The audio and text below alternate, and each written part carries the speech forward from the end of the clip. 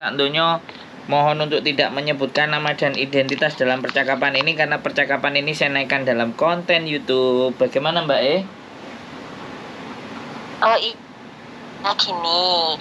Dulu kan saya tahun 2000, pada tahun 2001 kan ATM ku kan dipakai sama temanku toh. Yap. Kan dia di interminit, dia tinggal di luar. Nah, katanya kan dapat transferan dari cowoknya gitu. Nah itu terjadi sudah setahun yang lalu. Nah tiba-tiba itu ya ATM-nya kan dikembalikan ke aku gitu kan. Nah udah setahun itu masih bisa dipakai. ATM-nya masih bisa dipakai. Setelah itu saya kan tinggal live in di rumah majikan. Terus dan sama polisi itu diketok. Terus? Nah, terus otomatis kan nyari nama aku gitu. Nah, terus saya tanya, ada apa ini? Saya gitu kan. Terus di ATM-mu ada apa? Uang yang masuk anon gitu loh. No name. Terus anonim. No name ya, anon ya no name. Terus bisa nggak ikut kita ke kantor polisi gitu ya, interogasi. Ya terus kan aku kan ya ikut ya. Terus? Aku kan ikut ke kantor polisi ya pertama kali kan ya aku juga nervous ya gitu kan diinterogasi. Terus ya aku ngomong jujur kalau ini dipakai ke temanku di interminit karena aku live in, aku nggak bisa keluar bebas gitu loh maksudku. Terus habis itu ya disuruh lapor ya, aku ngomong sejujurnya apa yang terjadi gitu. Terus ya udah saya disuruh lapor, saya balik kan ke rumah, dibebasin ke rumah majikan.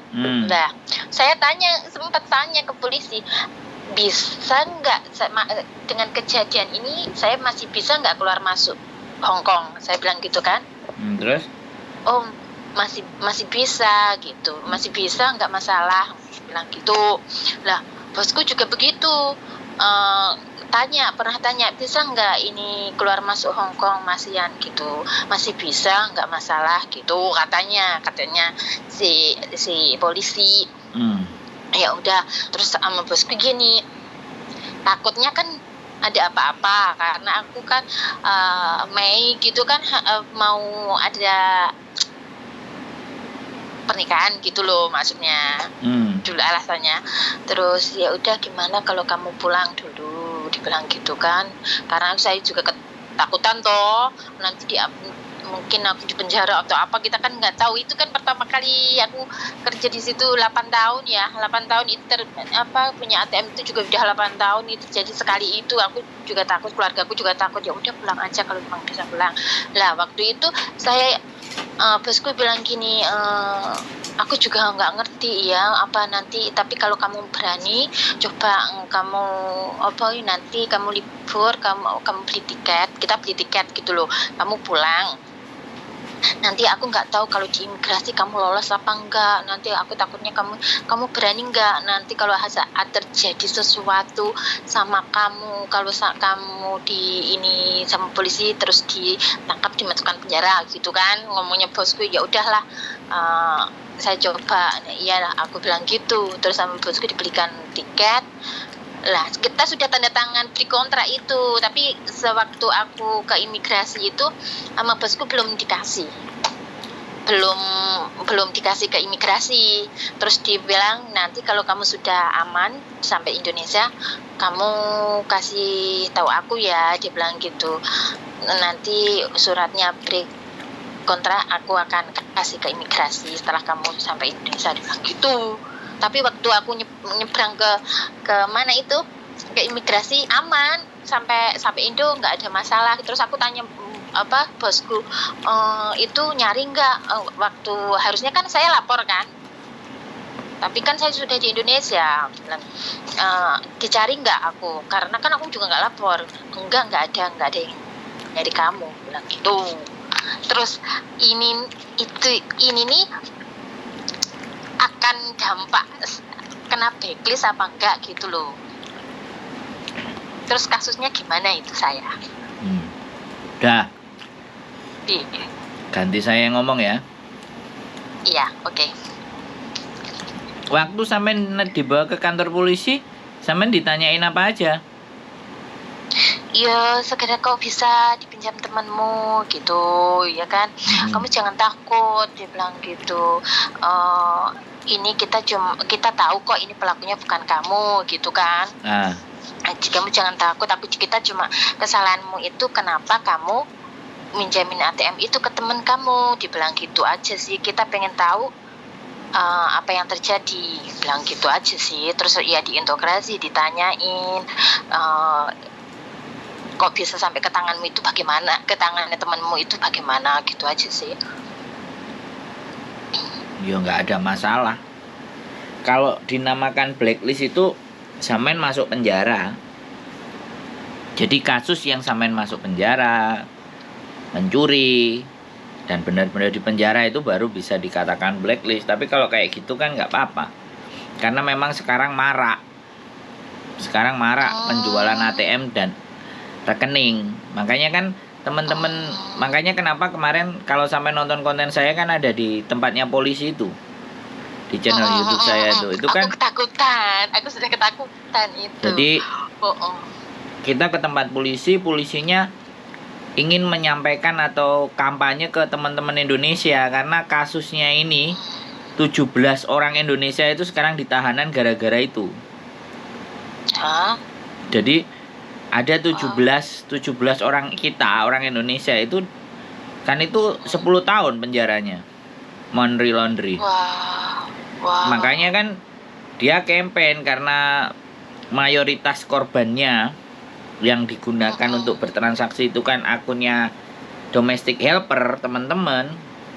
Makanya dia nyari cara untuk kampanye supaya teman-teman lebih berhati-hati, karena tawaran si sindikat ini nggak main-main. ATM sama rekening itu dijual sampai 5.000, siapa nggak mau? Oh gitu. Nah, begitu terakhir kemarin ada saya laporan kayak gitu, ada yang WA saya, ATM-nya dia mau dibeli sama orang temennya. Gitu. Iya, 5.000, ada screenshotannya saya simpen. Makanya kan masih berkeliaran itu. Bagian dari sindikatnya itu masih berkeliaran. Iya. Nah, kalau kita nggak ngerti-ngerti atau nggak tahu-tahu kan kejual, tahu-tahu dipakai transaksi kayak sampean nggak ngerti apa-apa, tahu-tahu polisi datang ke rumah. Iya, itu padahal aku minjeminnya udah setahun yang lalu loh. Maksudnya dari jarak jangka waktu aku di ini polisi itu dipertanyain, diintegrasi itu sama aku ngasih minjemin temenku itu setahun ya. Aku kira kan nggak ada masalah ya, mungkin dari cowoknya bener ya. Ternyata aku diketok, aku juga mungkin ini kali ya. Iya. Buat itu gitu. Makanya. Itu gini Mas, saya mau tanya ya. Boleh. Maaf nih.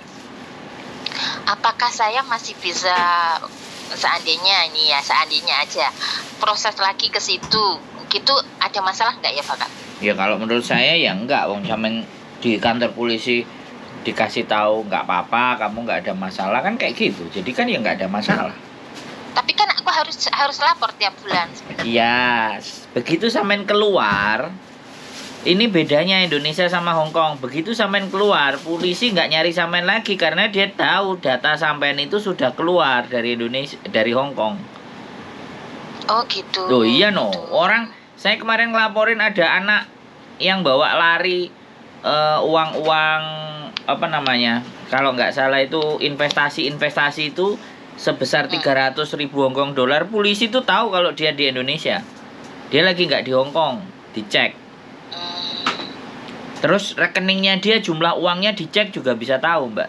Itu bedanya polisi Hong Kong. Dia nggak pakai prosedurnya bank, tapi aksesnya dari kantor polisi bisa tahu. Makanya kan yang bawa uang, penipunya itu dibiarkan dulu karena dia lagi proses nunggu visa turun. Nah, polisi itu pun juga tahu. Makanya si korbannya disuruh tenang. Nanti begitu dia balik baru kita tindak katanya. Bayangkan. Waduh, kalau aku sampai bisa masuk lagi ke situ, ditindak lagi nggak ya? Sampean ini kewedian karepe dhewe ya. Lah aku kan masih pertama kali, Mas. Kan sampean ngerti. Allah, masalah hukum aku takut. Enggak, dengerin sama saya ngomong. Kan polisi sudah ngomong sama sampean. Kamu nggak ada masalah, kan kayak gitu.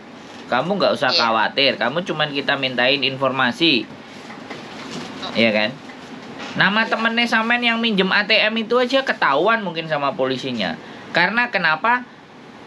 Dia manggil sampean untuk memastikan mengiyakan apakah benar ATM sampean dan apakah benar wajah yang tertera di CCTV-nya mereka yang ngambil dan ngurusi duitnya itu teman sampean. Dia paling cuma memastikan itu. Kalau memastikan iya, selesai sudah. Iya sih, saya juga bilang gitu. Kan di situ di ATM kan ada CCTV, kan di situ kalian bisa lihat loh kalau itu bukan saya yang ngambil, saya bilang gitu. Ya wis toh lah, ngapain khawatir. Sekali lagi jangan tanya sama saya lagi ya. Sampai ngomong aku nanti nasibnya gimana, jangan tanya lagi loh ya. Iya. Nggak, daripada saya ngulangin 3 kali sampai dapat gelas gimana coba. Iya, benar. Dapat piring. Ayo. Iya, karena saya juga ini ya kebanyakan pikir, saya juga ketakutan. Oke, sekarang gini, saya kasih tahu lagi. Sekalian ini di konten. Siapapun kalian yang ada, yang nonton konten ini, kalau pernah merasa ATM kalian jual, segera dinonaktifkan, diblokir. Jadi rekeningnya langsung tutup, biar nggak bisa digunakan untuk transaksi lagi. Siapapun yang nonton konten ini, terlepas kalian kenal sama saya ataupun tidak, kalau kalian pernah menjual ATM dan rekening kalian atau internet banking kalian juga, segera tutup akun tersebut sebelum kalian terkena masalah. Nah, itu kampanyenya. Dari polisi kemarin itu dipesen itu, Mbak, saya. Suruh ngumumin sama teman-teman, bagi siapapun yang pernah merasa menjual ATM-nya atau rekeningnya atau internet bankingnya, segera diblokir atau segera ditutup supaya tidak digunakan oleh para penipu-penipu money laundry. Oke? Wes, sampean tidak ada masalah, silakan balik lagi ke Hong Kong dengan majikannya sampean. Wes. Alhamdulillah. Oh iya. Aman? Terima kasih. Paham, terima kasih. Nah, sekali lagi diingatkan teman-temannya ya. Kalau perlu sampean share konten ini supaya teman-temannya tidak seperti yang ke-17 orang yang ada di penjara sekarang. Nanti kita lagi nggak tahu sih, ada dia menjadwalkan kita ingin ketemu mereka. Bagaimana ceritanya mereka? Polisi aja memperhatikan kita loh, Mbak. Ya. Polisi peduli sama kita. Makanya dia cari sosial medianya siapa yang bisa buat kampanye buat teman-teman supaya tidak sampai terjerumus. No. Polisi Hong Kong, Mbak, peduli sama kita. Iya. Kitanya yang kemaruk sama duit. Betul. Nah, begitu ya. Sekali lagi diingetin temennya, dan mudah-mudahan kita semuanya bisa selamat dari godaan setan-setan yang terkutuk. Amin. Wes, cukup. Ada lagi yang sudah nggak bingung? Sudah, itu aja. Ya wes. Nggak ada. Semangat pokoknya, tetap positif. Dan pasti rezeki itu sudah tahu kapan datang ke sampean dan kapan pergi dari sampean, oke? Oke. Terima kasih banyak. Ya, sehat selalu. Terima kasih. Matur sembah nuwun. Sama-sama. Assalamualaikum dan bye-bye. Selamat malam. Assalamualaikum. Wis, teman-teman semuanya, kejahatan money laundry, bojoku. Siap. Ini mana nih tak laundry ini, aku siap laundry. Katanya bojoku kene manine tak laundry nih sirine. Tak laundry nang sakmu. Aku siap ngelondri. Buat teman-teman semuanya, sekali lagi ini saya ingatkan, kalau kalian pernah dulu menjual ATM kalian, segera tutup akunnya ya, segera close, blokir ya, biar mereka tidak bisa terus melanjutkan. Karena ada yang 1 tahun yang lalu, ada yang 4 tahun yang lalu, ada yang 5 tahun yang lalu, baru kenanya hari ini. Luar biasa. Keep stay tune my YouTube channel and see you next video. Bye bye.